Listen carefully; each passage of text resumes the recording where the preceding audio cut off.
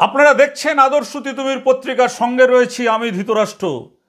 আপনারা তো দেখছেন আমরা ধারাবাহিকভাবে একেবারে উত্তরপ্রদেশ বৃন্দাবন মথুরার কথাবাচক কথাকার ভাগবত পাঠক গোবিন্দ বল্লভ শাস্ত্রীর একের পর এক কীর্তি ফাঁস করছি, তুলে ধরছি আপনাদের সামনে। লাখো লাখো মানুষ আমাদের এই খবর দেখছেন, কমেন্ট আসছে হাজারে হাজারে। আমরা এই কমেন্টে দেখতে পাচ্ছি ধীরে ধীরে ধীরে ধীরে গোবিন্দ বল্লভের পক্ষে কমেন্ট আসা কমছে। প্রথমে যেমন 1000 কমেন্ট আসলে 900ই দেখা গেছে গোবিন্দ বল্লভের পক্ষে আসছে। গোবিন্দ বল্লভ খুব ভালো মানুষ, ওনার মতন সাধক হয় না, ওনার মতন পাঠক হয় না। আমরা কিন্তু কখনো বলিনি যে গোবিন্দ বল্লভ ভালো পাঠ করে না, ভালো পাঠ করেন। গোবিন্দ বল্লভ এত বড় একজন ধোঁকাবাজ। গোবিন্দ বল্লভ এই মুহূর্তে রয়েছে জেলের গরাদে।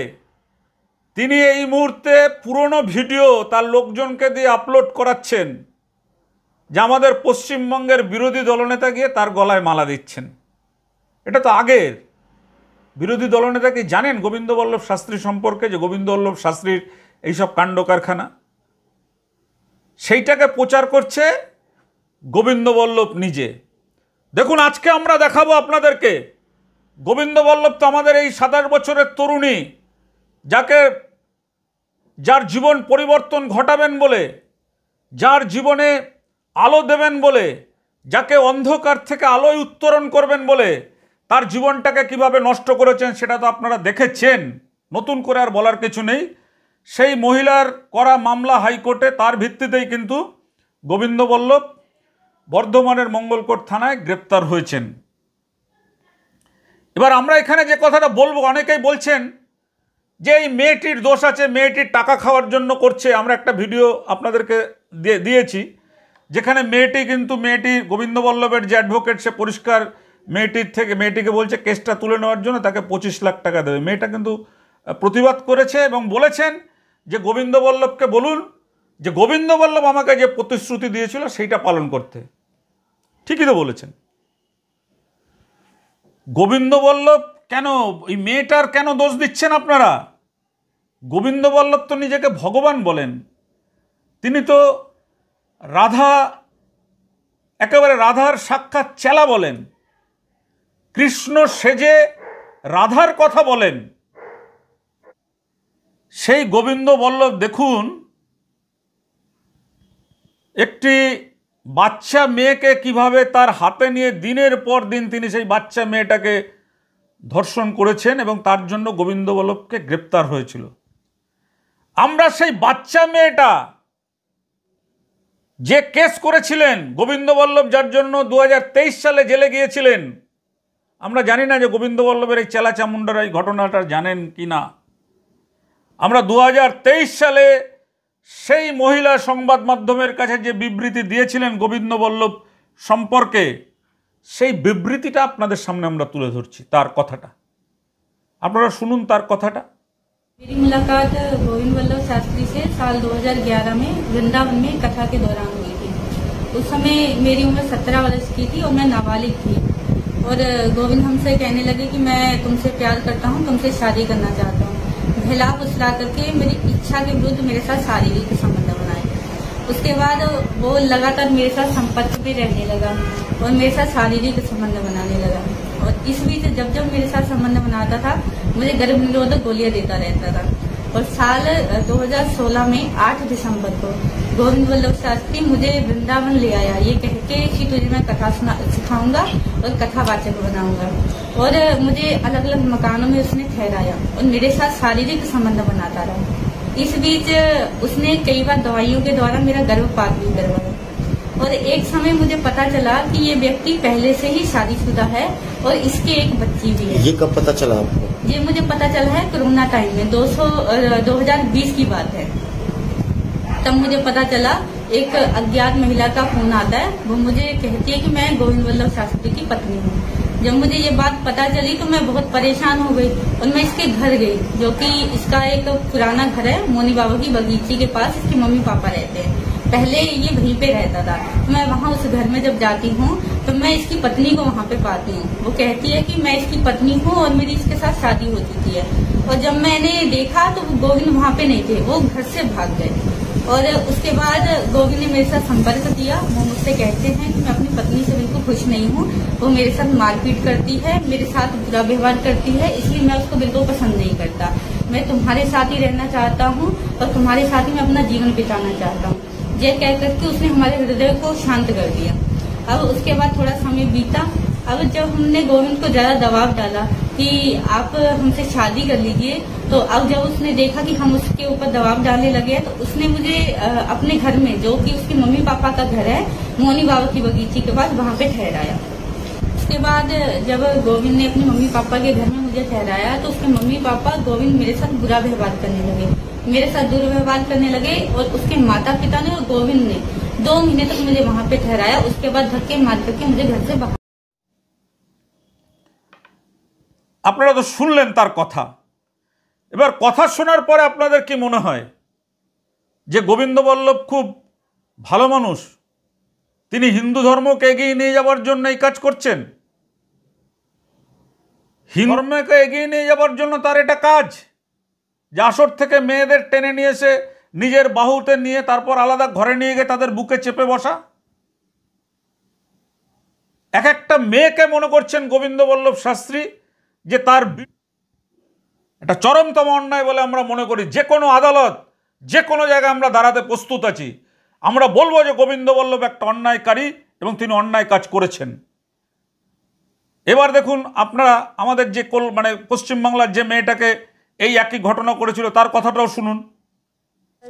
উনি আমার গুরুদেব অ্যাকচুয়ালি।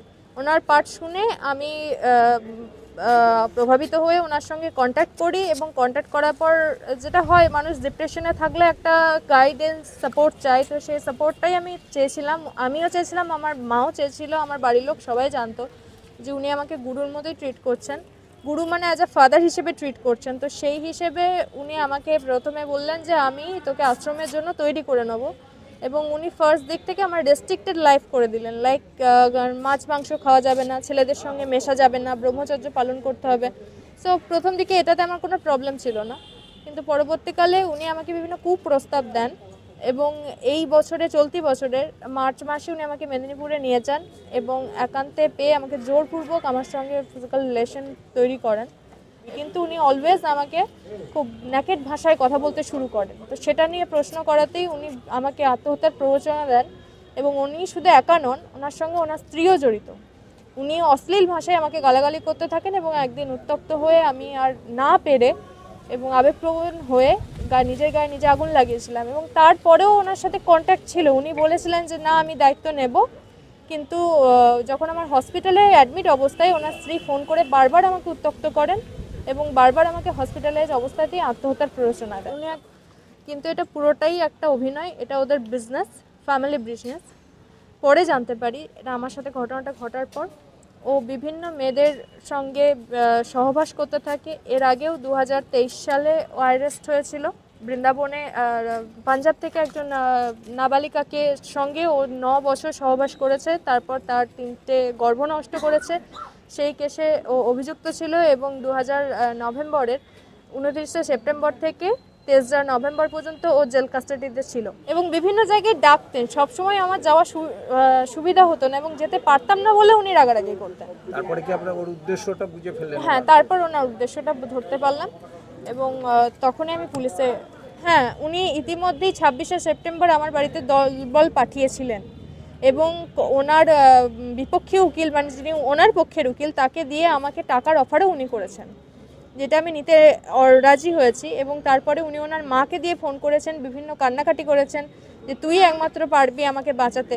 আমি আপনাকে বাঁচালে তো মানে অনেক মেয়ের জীবন নষ্ট হয়ে যাবে, আমি তো একা নষ্ট হয়েইছি। টাকা কি কে অফার করেছে? গোবিন্দ বল্লভ শাস্ত্রী আর ওর ওয়াইফ মিলে ওর উকিলকে দিয়ে অফার করিয়েছিল এবং ওর মা বাবাও অফার করেছিল যে তোর জন্য 10 লাখ, 15 লাখ, 25 লাখ ফিক্সড করে দেবো, তোর সারা জীবন চলে যাবে। ওর একটা র্যাকেট আছে, এটা ভাগবতকে আশ্রয় করে ভাগবতকে নিয়ে উনি বিজনেস করছেন।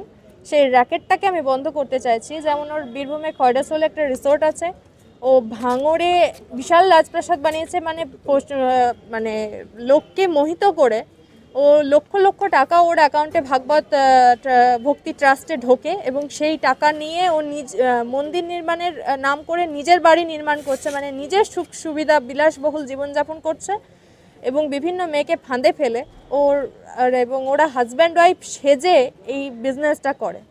আপনি চাইছেন এর বন্ধ হোক? এটা বন্ধ হোক। পুরো ভাগবত ভক্তি ট্রাস্ট যেটা ভারত সরকার অনুমোদিত সেটা সরকার বাজেয়াপ্ত করুক এবং ওর স্ত্রীর এবং ওর সঙ্গে যারা যারা যুক্ত আছে এই কাজে তারা সবাই দৃষ্টান্তমূলক শাস্তি। তার কথাটাও আপনাদেরকে আমরা শোনালাম এই কারণেই যে দেখুন, দুজনকেই কিন্তু একই রকম আশ্বাস দিয়ে গোবিন্দ বল্লভ তার খাটে টেনেছেন এবং দুজনকেই বলেছেন গোবিন্দ বল্লভ যে তার স্ত্রী তার উপর অত্যাচার করে। তাহলে গোবিন্দ বল্লভের মেয়ে ধরার যে কায়দা, দেখুন গোবিন্দ বল্লভ কত বড় ভালো পাঠ করলো সেটা কথা নয়। গোবিন্দ বল্লভ একজন ভালো পাঠ করেন, গোবিন্দ বল্লভের ভালো ভগবত বলার ক্ষমতা আছে, মানে এই অধিকার তার জন্মায় না যে আসর থেকে সে মেয়েদের টেনে নিয়ে তার বিছানায় নিয়ে গিয়ে তাদের বলাৎকার করে তারপর তাদেরকে ছেড়ে দেবেন। এটা যে ভক্তরা মনে করছেন ঠিক, আমরা মনে করি এটা ঠিক নয়। উনি কথাবাচক, উনি ধর্মের কথা বলেন।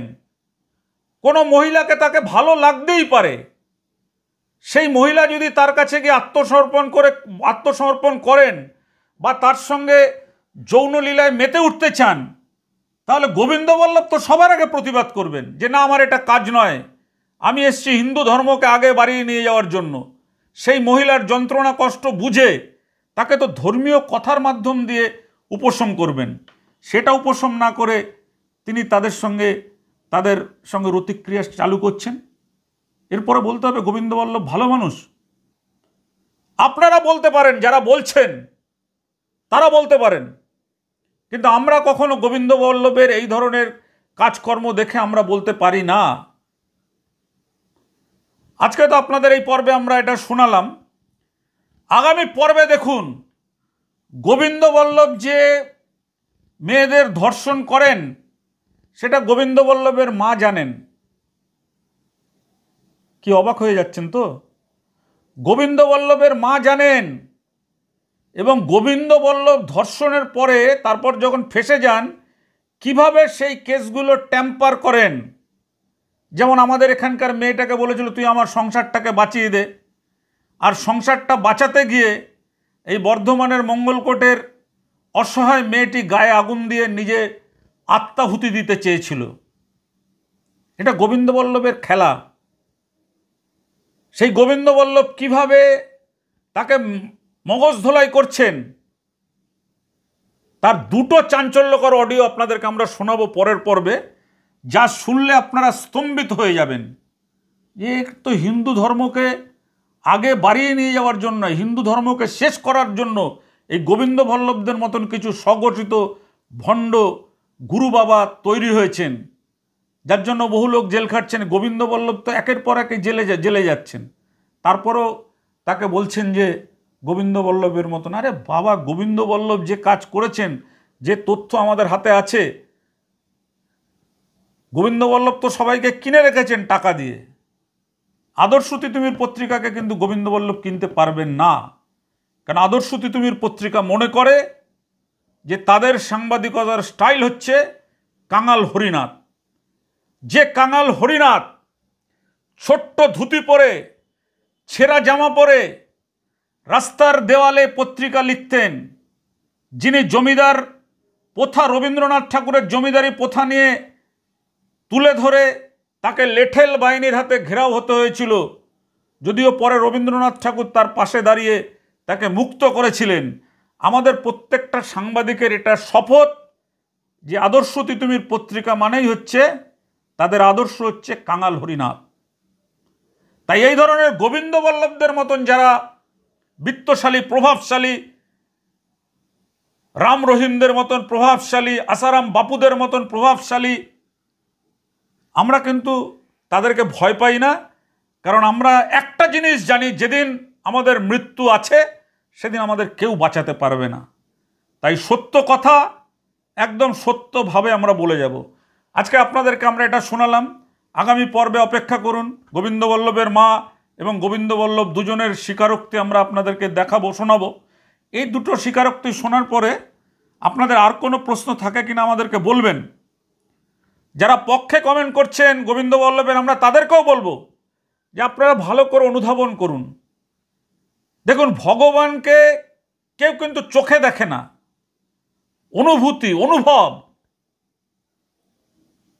গোবিন্দবল্লভ যে কাজ করেছেন সে কাজ ঠিক নয়, সে কাজ অন্যায়, সে কাজ আমাদের এই সমাজটাকে, আমাদের হিন্দু ধর্মকে কলঙ্কিত করে। আজকের দেখুন সেই প্রতিবেদন।